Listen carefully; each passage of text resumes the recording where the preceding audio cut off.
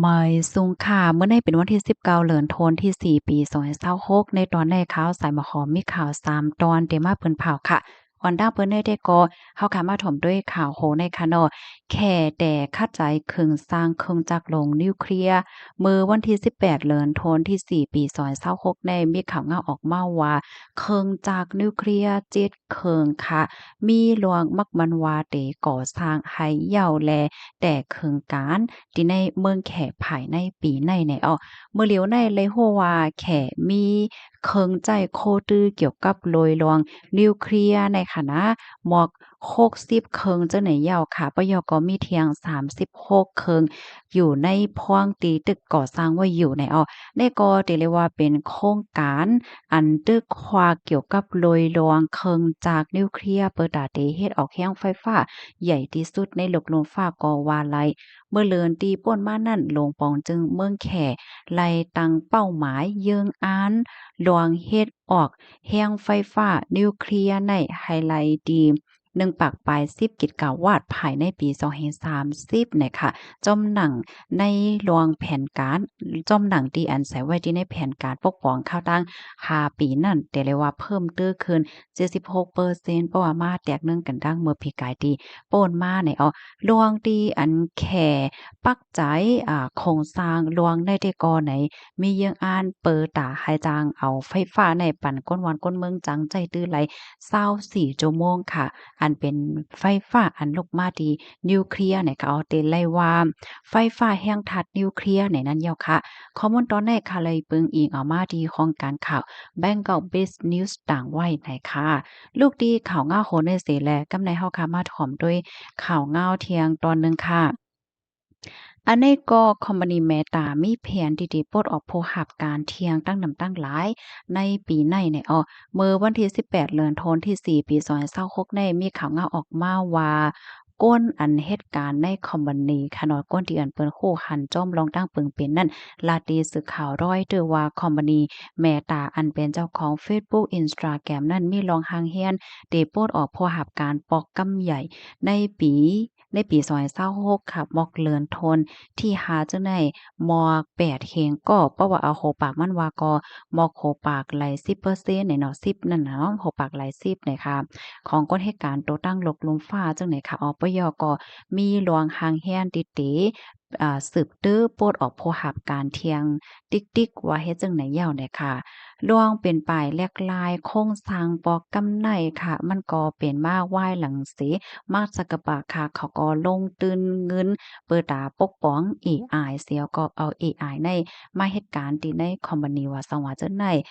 จึงหนังอันคอมพานีเทคโนโลยีใหญ่ลงที่ในเมืองอเมริกาเขาในเปิ้นก็ตื้อใส่ใจแลปักใจจู้ลวงตั้งจังไหนในเขาป้องว่าตื้อมีลวงหวายจู้เอไอมาเสียก็นาการหมางเมี่ยวก็เอาเอไอนั่นมาเฮ็ดแต้นตางในนั้นแล้วค่ะ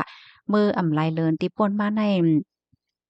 Amazon.com เนี่ยก็โพสต์ออกโพหับการในม็อก30,000ก่อค่ะบ่เอาหัวปากมันว่าในก็ม็อก10%ในกำนำด้วยกอก้นตีอันถุงยาปลดออกการในเป็นก้นเหตุการณ์ในลุ่มก้นเหตุการณ์ในออฟฟิศอันว่านั้นยาวค่ะเป็นหน้าการต่างงานตีอันใจตั้งโคตั้งหัน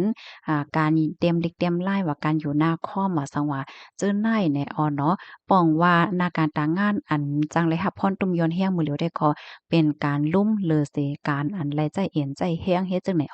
ย้อนก็เพราะว่าการหน้าคอมการลุ่มการใจอันวันไหนเปิ้นเอาเอไอได้มาเฮ็ดแต้นต่างไร และนาการตางานหมาเมี่ยวในเอไอในมันเตอเฮ็ดไรไวและเตอเฮ็ดไรหลีว่าสังว่าจึงได้เฮ็ดไหนคะเหมือนจังหนังคอมพานี Fintech อันนี้ก็เป็นคอมพานีเทคโนโลยีเหมือนกันค่ะอันใหญ่เหมือนกันนี่ก็เปิ้นพาปลดออกโพหับการกว่าตั้งนำมือพองตีเลินที่2ตีป่นมานั่นเฮ็ดจังไหนตั้งฝ่ายเว็บไซต์อันติดตามปักดาด้วยลวงปลดออกโพหับการของคอมพานีเทคโนโลยีโตตั้งลกลงฟ้านั่น เปิ้นเผาว่าในปีในเนาะจังหาเข้ามาเรือนทนที่สีกุ้ยมีโกนโตตั้งลกลุมฟ้าหญ้าโปดออกการกว่าใน73,000เฮง2.12ก้อยาวค่ะ เมื่อพ้องปี2024นั่นแหละมีก้นหญ้าปลดออกการได้อยู่153,000แห่งก็ว่าเฮ็ดจั่งใดลองปลดออกโพหับการของเมตาใน ปีในๆเนาะก็ได้เรียกว่าเป็นลวงเป็นปลายแหลกลายปอกกำใหญ่หลงในตรงวงสื่อตรงก้นกอวาไลจังไหนยอค่ะในก็ได้เรียกว่าเป็นข่าวเงาใหญ่ค่ะเนาะพี่น้องเฮาค่ะเพราะว่าเฮาค่ะมาด้วยโลกลมฟ้าในมันเป็นปลายแหลกลายไว้แห้งหนาอาลาเนาะเมื่อกูปอกในหลวนเพราะว่าเคินเกียงเคินโรงเรียนว่าสังว่าจังเนี่ยเนาะเปิ้นก็ได้เรียนฝ่ายหมอยาเรียนฝ่ายครูสอนว่าสังว่าจื้อในเฮ็ดเนี่ยเนาะเพราะว่าเรียนยาวก็จ้างรายการรายงานเฮ็ดเนี่ยเนาะเรียนฝ่ายการเงินการต้องฝ่ายเซ็นสายไม้เนาะมียังอ่านว่าได้เข้าเหตุการณ์ที่ในลุ่มในใจเนาะเข้าเหตุการณ์ในออฟฟิศว่าเข้าเหตุการณ์ในป่านว่าสังว่าเฮ็ดจังเนี่ยนะมื้อเลียวในหน้าการต่างงานอันไรรับพรต้มยอนแห้งก็เป็นการในร่วมกันใจคอมใจหัง นั่นเหี่ยวย้อนว่าเอไอเนี่ยมันมาเฮ็ดแต้นต่างไรนั่นค่ะน่ะเหมือนจังหนังการที่อันแลใจแห้งค่ะเนาะเฮ็ดข้าวเฮ็ดผ้ากว่าเฮ็ดตั้งกินตั้งย่ำว่าเฮ็ดหางเฮ็ดผางเฮ็ดโคนโหว่าสว่าจังได๋ได้ก็เอไออำไปจ้างมาเฮ็ดแต้นต่างไรในเนาะหน้าการตอนได้แต่ก็ไปจ้างเลยรับพรตุ่มยอนกาหือเฮ็ดจังไหนอ้อม ข้อมูลตอนในคาลิปีมาที่ห้องการข่าวแบงกอกบิสนิวส์ต่างไว้ค่ะลูกดีข่าวเงาโหในเสและกำในเฮาค่ะมาถ่อมด้วยข่าวเงาเที่ยงตอนหนึงค่ะมาถ่อมด้วยข่าวเงาดองปอยซอนนำเลินหามุกจุมนางยิ่งค่ะจัดเฮ็ดปางปอยส่งซื้อปอยซอนนำปอกกำที่หนึ่งในอ้อ เมื่อวันที่18เดือนธันวาคมที่4ปี2526ได้เอาข้าวย่ำกลางไหน10โมงต่อถึงย่ำไว้วัน3โมงนั้นมุกจุ่มนางยิงเงางน SSPP ไลออนโฮเซจัดเฮ็ดปางป้อยส่งซื้อป้อยซ้อนนำในเสในนั้นมีผู้ใหญ่ก้นหลงก็มาตีเงางนมุกจุ่มนางยิง